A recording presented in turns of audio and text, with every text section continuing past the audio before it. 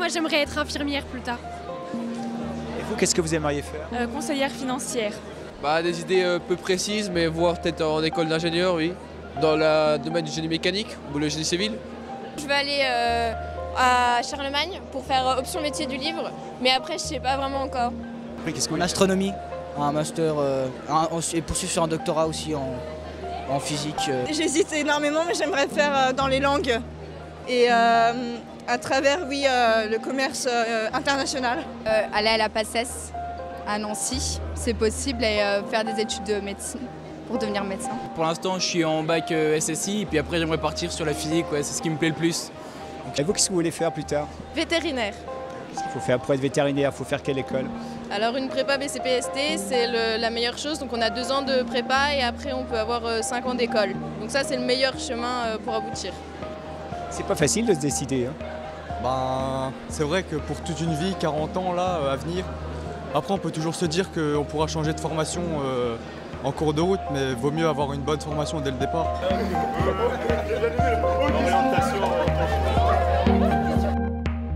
Déodace-Sup, donc 15e édition, c'est le forum des études supérieures en Déodacie.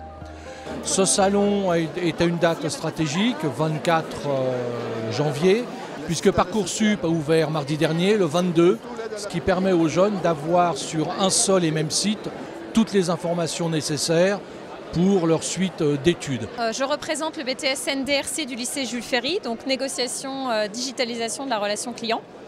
Et donc c'est un BTS commercial qui permet de développer des compétences commerciales pour la démarche, soit en face à face, soit via les réseaux sociaux et toute la partie digitale.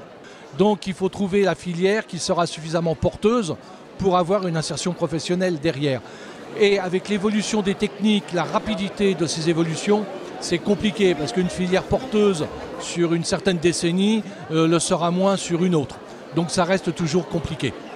La NSI, la nouvelle discipline qui a trait à la programmation informatique, la maîtrise des algorithmes, etc. Cette nouvelle spécialité va permettre effectivement aux élèves de se préparer à une perspective d'ingénieur et de programmateurs informatiques, etc. Les jeunes sont inquiets par rapport à leur avenir. C'est de plus en plus compliqué, c'est de plus en plus complexe. Pour avoir une place aux études supérieures, il faut qu'ils s'y préparent suffisamment longtemps à l'avance.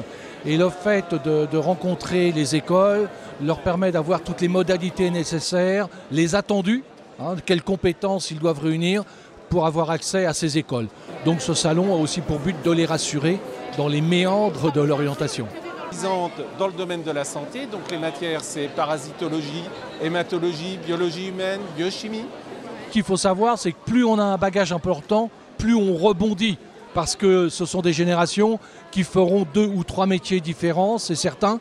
Et plus on a un niveau, on a un bagage intéressant, plus on se recycle et on rebondit de façon rapide. Voilà. Est-ce que les métiers de la papeterie, c'est une filière, c'est une voie qui intéresse les jeunes, qui est connue? C'est pas très connu, alors que pourtant c'est une filière qui recherche énormément de monde, parce que dans beaucoup de papeteries il y a énormément de jeunes qui vont bientôt, de personnes qui vont partir en retraite, donc ils cherchent vraiment à avoir beaucoup de jeunes pour remplacer et former du coup ces personnes avant qu'il soit trop tard. Mais il y a beaucoup de jeunes encore qui pensent que l'industrie c'est travailler la chaîne, donc qui ne sont pas forcément intéressés pour venir ici. Donc au total, en fait, vous avez une formation qui repose la moitié, 50% du volume horaire sur la théorie et 50% sur la pratique.